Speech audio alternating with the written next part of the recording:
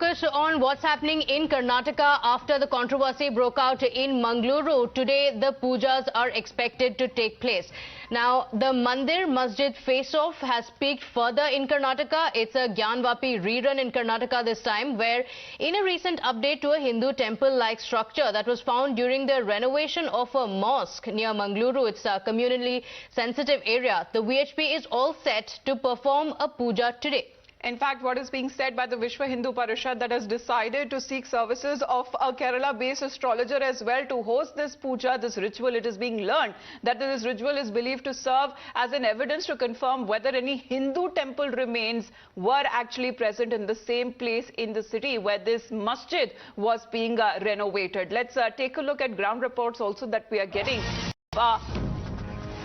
of what is now being said as far as this ritual conducting of this ritual is concerned, because the Bommai government has already imposed section 144 owing to the sensitivity of the situation, and there are people there have already reached there. So Imran, can you help us understand the live situation there, because they wanted to hold a puja? Is it being allowed? What's happening?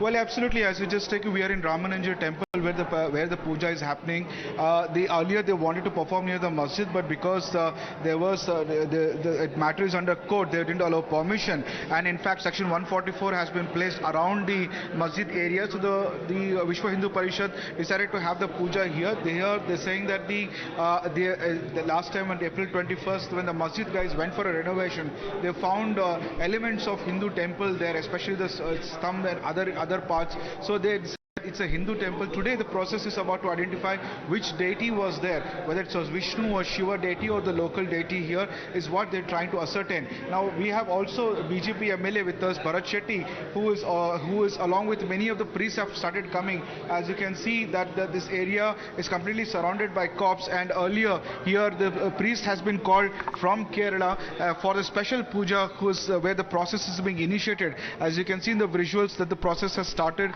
They are trying. This is called Tambula Prashne. It's a local tradition, Vedic tradition. It's called a divination process to identify which is the deity who is there in this there. Let me go across straight to Bharat Shetty here. Bharat, this is a question is now come up, and like this also live.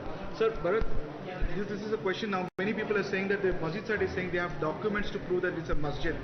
What do you have to say on this, Ali? See, it's simple as that. See, this is a part of astrology, what's happening right now. But what you ask the district administration is, personally, what I've asked the district administration is, let a competent authority decide. Maybe archaeological society, maybe some other competent authority who knows what is what. We are not blindly claiming that is a temple, that is a Jaina Basidi, that's a Masjidi, that's a mosque, nothing. Let there be competent authority, let them decide. We are open for that. There is no doubts in our mind about that decision. As far as what is happening here, that's the locals.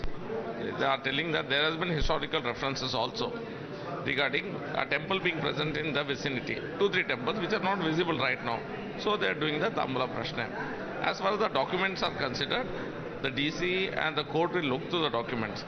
I have not gone through the documents actually, but what I have heard from the locals is before it was under revenue land. It was a revenue land which was under government. The question arises if the mosque was there for all this while, for 400 days, why didn't the question was raised earlier? Why now? During the demolition, a temple-like structure was visible. Then the question came. Otherwise, it was not visible. Nothing was visible. No one knew what's inside. The locals didn't know. No one knew. Once the demolition was taking place, they realized that there is a temple-like structure. Looks like that from outside, and inside also such kind of a structure is there.